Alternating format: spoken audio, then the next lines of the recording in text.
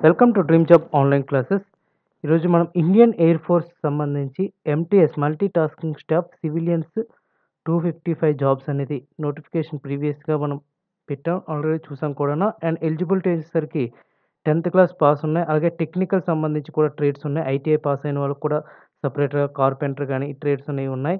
So, చాలామంది ఏంటంటే ఈ యొక్క అప్లికేషన్ ఫార్మ్ అనేది కరెక్ట్ వేలో లేదు అని చెప్పి పెట్టారు. సో, నేను ఈ అప్లికేషన్ ఫార్మ్ అనేది కరెక్ట్ వేలో పెట్టి మీకు కింద డిస్క్రిప్షన్‌లో పెట్టాను. ఇది ఎలా అప్లై చేయాలనేది కూడా చూసాను.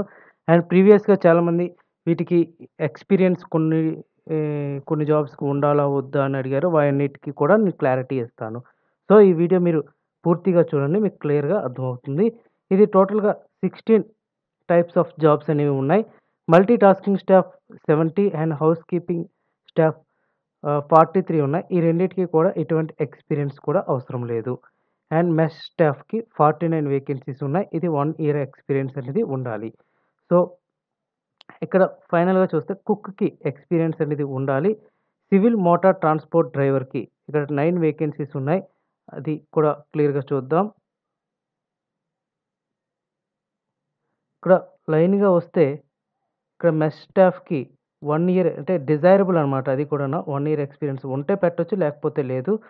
మీరు మామూలుగా 10థ్ క్లాస్ సర్టిఫికేట్ పెట్టి పెట్టేయవచ్చు. అండ్ ఎల్‌డీసీకి కూడా ఎటువంటి ఎక్స్‌పీరియన్స్ అనేది అవసరం లేదు. డైరెక్ట్‌గా మీరు అప్లై చేసుకోవచ్చు. క్లర్క్, హిందీ టైపిస్ట్ కూడా సేమ్. ఎటువంటి ఎక్స్‌పీరియన్స్ అవసరం లేదు. అండ్ స్టెనోగ్రాఫర్ కూడా సేమ్. స్టోర్ సూపరింటెండెంట్‌కి వచ్చేసరికి ఇది కూడా డిజైరబులే. ఎక్స్‌పీరియన్స్ అనేది ఉంటే పెట్టొచ్చు. లేకపోతే లేదు. అండ్ స్టోర్ కీపర్ కూడా సేమ్. స్టోర్ కీపర్ కూడా ఎక్స్‌పీరియన్స్ అవసరం లేదు. మీరు ఉంటే పెట్టొచ్చు. లేకపోతే అంటే ఎక్స్‌పీరియన్స్ ఉంటే మీకు కాల్ లెటర్ రావడానికి ఛాన్సెస్ అయితే ఎక్కువగా ఉంటాయి. అండ్ లాండ్రీమెన్ కూడా డిజైరబుల్. అండ్ ఆయా వార్డ్ సహాయక్ కూడా డిజైరబుల్. అంటే ఉంటే పెట్టండి. లేకపోతే లేదు. అండ్ కార్పెంటర్‌కి ఐటీఐ మాత్రం కంపల్సరీగా ఉండాలి. సర్టిఫికేట్ ఐటీఐ సర్టిఫికేట్ అనేది కంపల్సరీగా ఉండాలి. అలాగే పెయింటర్ కూడా ఐటీఐ సర్టిఫికేట్ ఉండాలి. అలాగే వాల్కనైజర్ వచ్చేసరికి 10థ్ క్లాస్ సర్టిఫికేట్ ఉంటే సరిపోతుంది.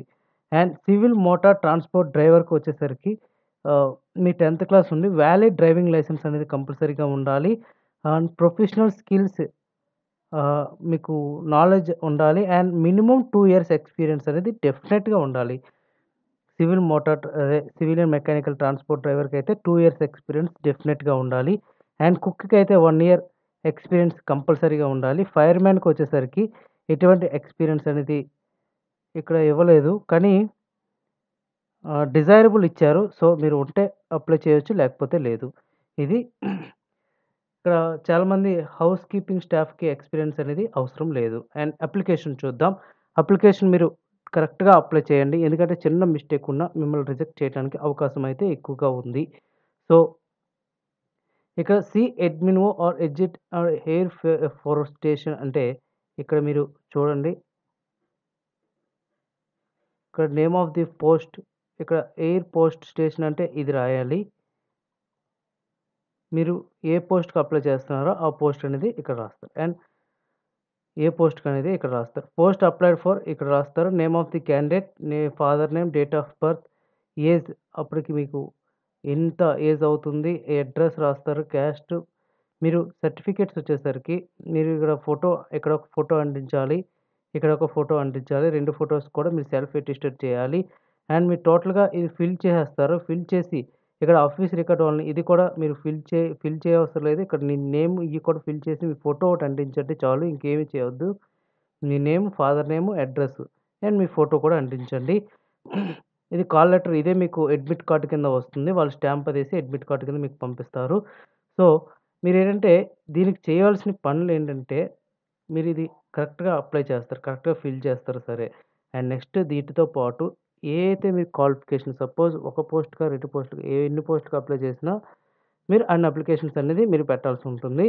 అండ్ సపోజ్ మీరు SSC certificate, OBC certificate, ITI certificate and remaining ex service man లేకపోతే ఇంకా ఏమైనా స్పోర్ట్స్ సర్టిఫికేట్ ఇలాంటివి ఏమైనా ఉంటే అన్ని సర్టిఫికేట్స్ కూడా ఈటికి అటాచ్ చేయాలి. అండ్ నెక్స్ట్ ఈటితో పాటు వాటికి అన్నిటికి కూడా సెల్ఫ్ అటెస్టెడ్ సైన్స్ చేయాలి. లేదంటే గెజిటెడ్ సైన్స్ చేయించాలి. మీరు సెల్ఫ్ అటెస్టెడ్ గాని, గెజిటెడ్ గాని చేయిస్తే సరిపోతుంది.